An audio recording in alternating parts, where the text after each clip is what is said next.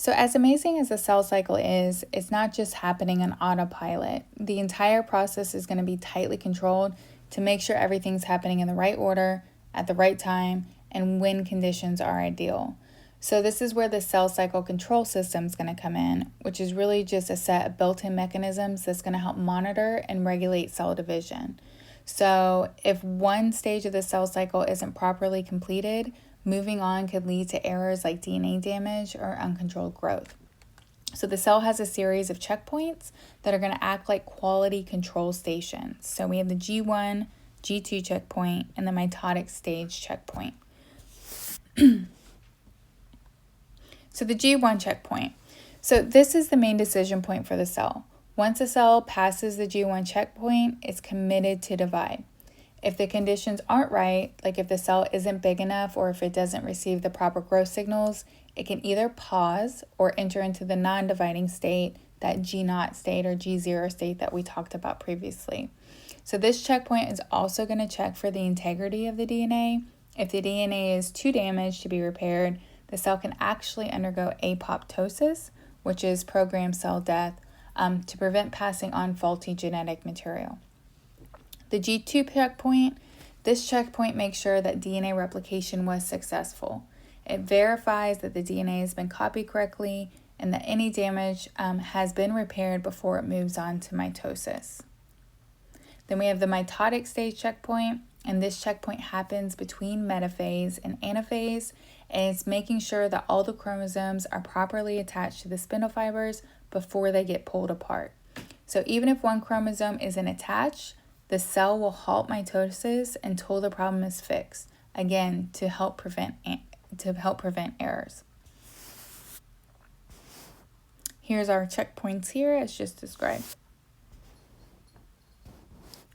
So how does the cell know when to move forward or when to stop? And that's where our signals are going to come in. So a signal is a molecule that either is going to stimulate or inhibit some part of the cell cycle. So we have internal signals and external signals. So when we're talking about internal signals, that means we're talking about signals that are coming from inside of the cell. We have two major types. We have kinases and cyclins.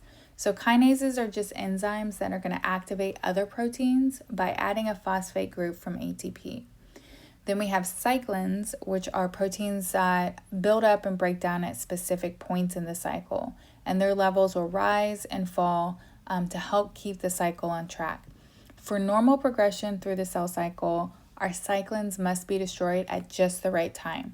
If not, the cycle can go off course.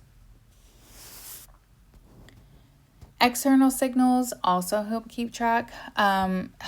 keep cell division in check.